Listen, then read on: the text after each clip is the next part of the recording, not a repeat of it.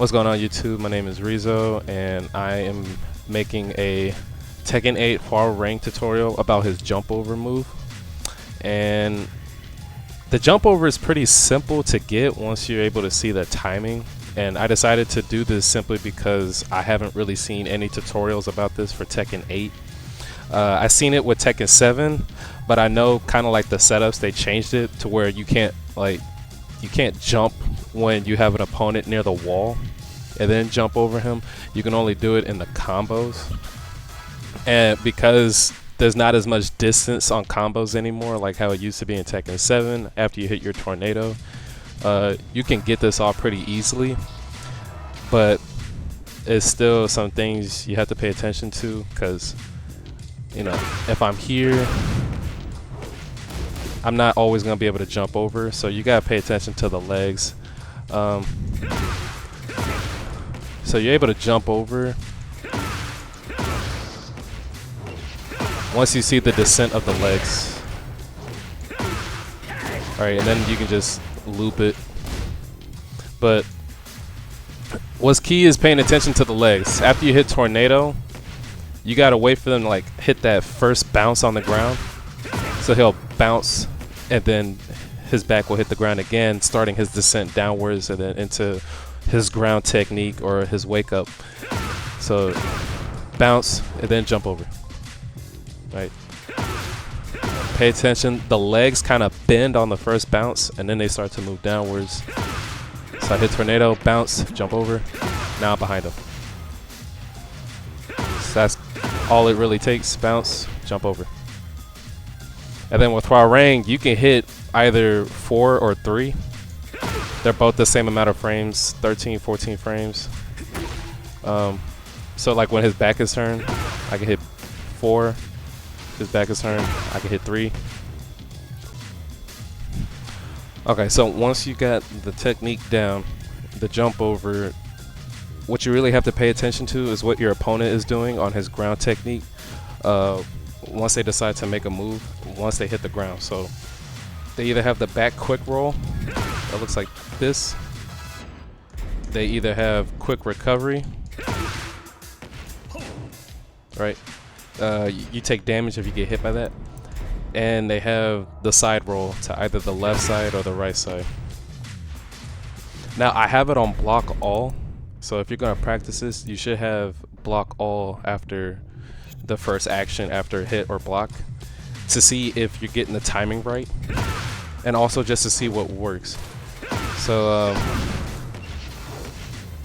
right, so if it's a back quick roll, you're gonna be able to get this off every time.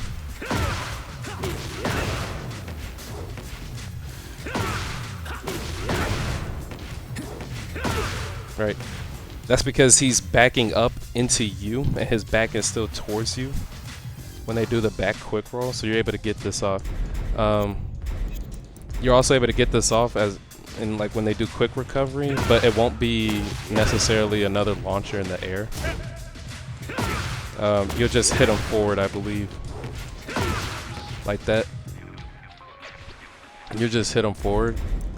The best protection against something like this is a quick side roll to the left or to the right. I have it on block all, so as you can see, when I jump over, right, he's gonna roll too quick. Sometimes you can get it if you're quick, but most of the time I cannot. Oh, now I got it.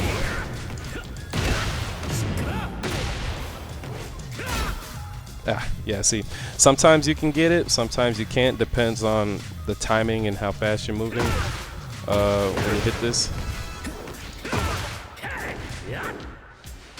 So that's a side roll to the left. Let's see here, side roll to the right.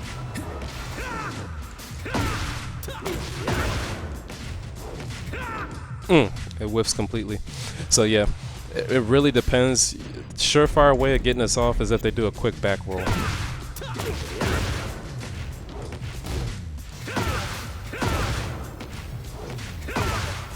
Just like that.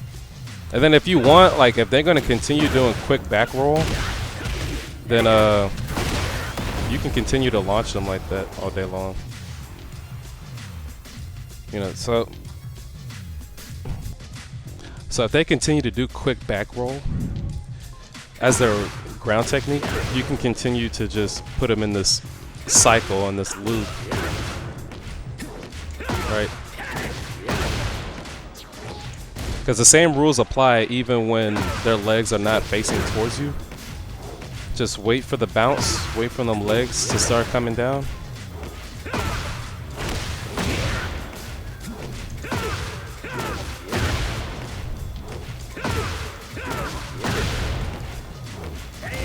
Right, so you can, you know, you can continue to do that if you got it, but most likely they will switch up.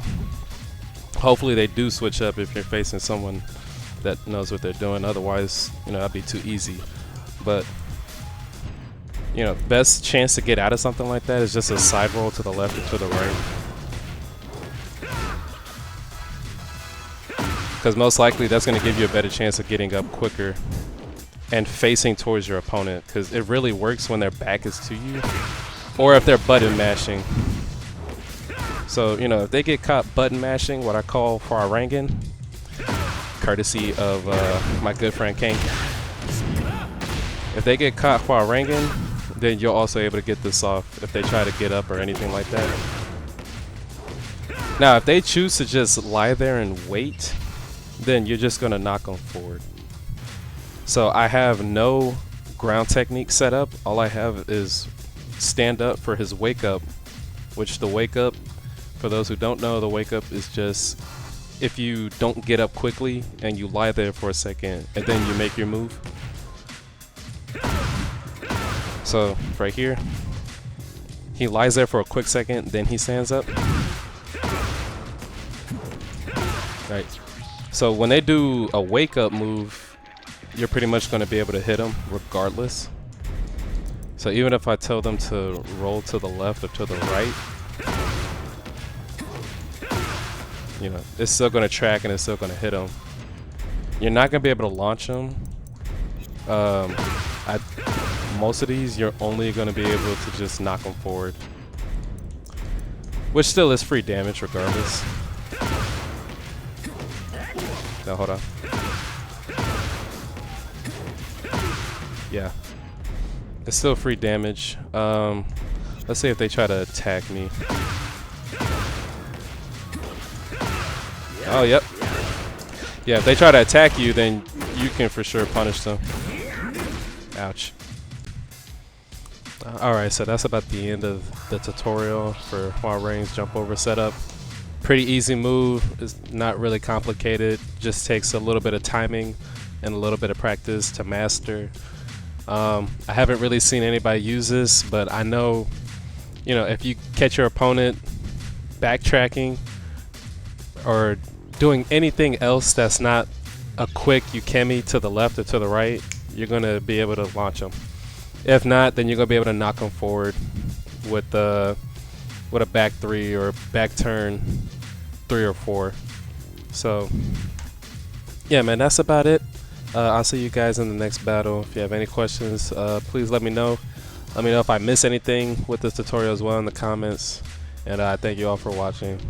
I'll see y'all in the next battle. Peace.